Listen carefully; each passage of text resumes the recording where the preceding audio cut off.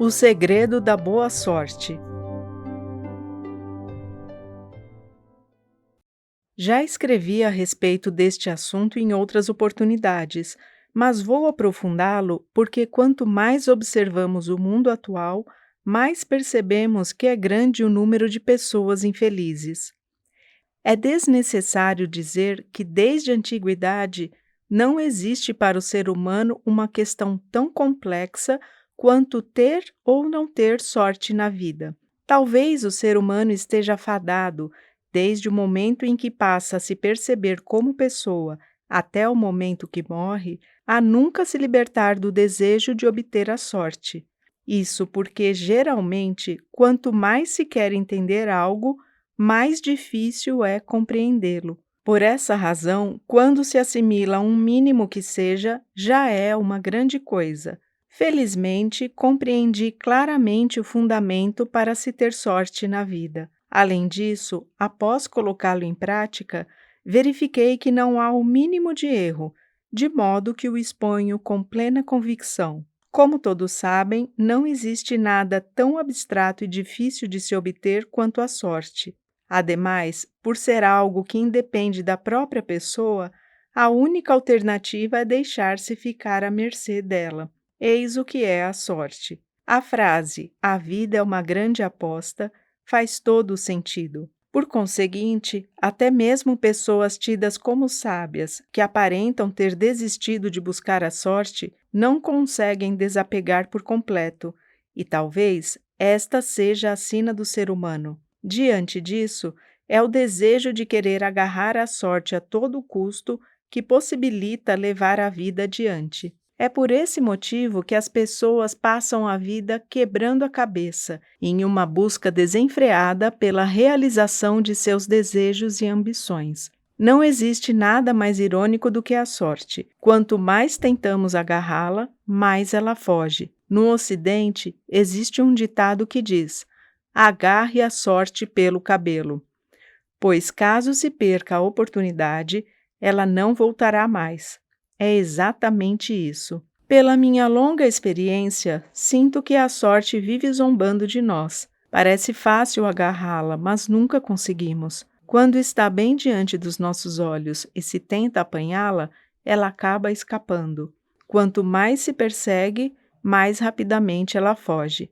Essa tal da sorte é mesmo muito complicada. Todavia, devo dizer que eu consegui alcançá-la de fato. O que dificulta a minha explicação sobre isso é que existem pontos difíceis de serem compreendidos pelas pessoas que não professam a fé. Isso porque elas olham somente a parte superficial das coisas e não o que está em seu interior. Aliás, não conseguem fazê-lo. No caso da sorte, a causa está justamente nessa parte interna. Sem ter tal compreensão, é impossível alcançá-la. Por exemplo, quando o ser humano movimenta o corpo, não é o corpo em si que se move. O que o faz mover é a consciência, que está no seu interior. Com a sorte, ocorre o mesmo. O ponto-chave é o seu interior. Vou explicar melhor. A parte superficial a que me refiro é o mundo material, e a parte interior é o mundo espiritual, um espaço invisível. Esta é a estrutura deste grande mundo estabelecida pelo Criador. Da mesma forma que a consciência move o corpo, o mundo espiritual movimenta o mundo material. Em tudo, o mundo espiritual é o principal, e o mundo material o secundário. Portanto, mesmo em se tratando da sorte, basta que o espírito se torne afortunado no mundo espiritual. Quando isso se refletir no corpo material, obviamente passa-se a ter sorte na vida. Darei explicações mais detalhadas sobre o mundo espiritual. Ele possui um sistema hierárquico mais imparcial e rigoroso do que o do mundo material. É constituído de 180 camadas, distribuídas em 3 planos de 60 camadas cada um. Naturalmente, o plano de cima é o paraíso, o de baixo é o inferno, e o do meio é o plano intermediário, correspondente ao mundo material. Talvez o homem contemporâneo não acredite em minha teoria de imediato. Entretanto, como Deus me revelou isso detalhadamente, e além disso, adquiri o mais profundo conhecimento sobre a relação entre o mundo espiritual e o mundo material, por meio de minha longa experiência, não há o menor erro no que estou afirmando. Como prova disso, existem inúmeras pessoas que, acreditando e praticando o que acabo de dizer, conseguiram obter sorte na vida, e eu me incluo entre elas. Se me analisarem objetivamente, poderão constatar meu estado de felicidade. Falarei um pouco mais sobre as camadas espirituais mencionadas há pouco. O corpo físico do ser humano está no mundo material, e o espírito, por sua vez, localiza-se em uma das 180 camadas do mundo espiritual. Essa localização é algo como um registro do espírito. No entanto, ela não é fixa, isto é, oscila constantemente para cima ou para baixo. Uma vez que o destino do ser humano acompanha essa oscilação, o ser humano deve esforçar-se para elevar-se às camadas espirituais mais altas.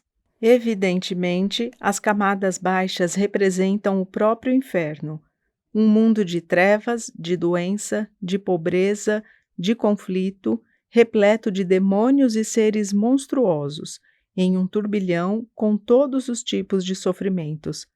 Ao contrário disso, quanto mais altas forem as camadas, melhores serão as condições. Trata-se de um mundo ideal, pleno de saúde, prosperidade e paz, semelhante ao paraíso do budismo e do cristianismo, pacífico e iluminado. As camadas intermediárias são um meio-termo entre os dois mundos citados. Conforme vimos, a posição do registro no mundo espiritual projeta-se de maneira idêntica na matéria, refletindo-se no destino da pessoa. Sendo assim, fica claro que elevar a posição do espírito é o princípio fundamental para se obter sorte na vida. Como nos mostra a realidade, existem muitas pessoas que progridem na vida e passam a ser alvo da inveja alheia. Elas se mantêm deslumbradas e pensam que esse sucesso continuará eternamente. Um dia, porém, inesperadamente, fracassam e se veem arruinadas, retornando ao estado anterior. Isso se verifica pelo desconhecimento do princípio citado e pela demasiada confiança na força humana. Além do mais, mesmo que tenham obtido êxito no aspecto material, seu espírito está no inferno, pois o fizeram por meio do sofrimento alheio e forçando situações. Por conseguinte, pela lei espírito precede a matéria, seu destino refletirá isso. O espírito, assim como a matéria, tem peso, de modo que, se for pesado, cairá no inferno, e se for leve, elevar-se-á ao paraíso. A conhecida expressão peso do pecado refere-se exatamente a isso.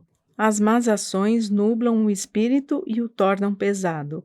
Ao contrário, as boas ações o tornam leve, fazendo-o elevar-se. Portanto, acautelar-se contra o mal, não cometer pecados e praticar o bem o máximo possível, torna o espírito leve. Este é o segredo para se obter a sorte na vida. Sendo esta a verdade, afirmo que não há outro método para obtê-la. Embora tudo isso seja teoricamente compreensível, na hora de se colocar em prática é que fica complicado. Existe, porém, um método fácil para se conseguir isso: a fé. Logo, quem realmente deseja obter sorte na vida deve, em primeiro lugar, ingressar na fé. Por Meishu Sama, em 3 de fevereiro de 1954, coletânea Alicerce do Paraíso, volume 3.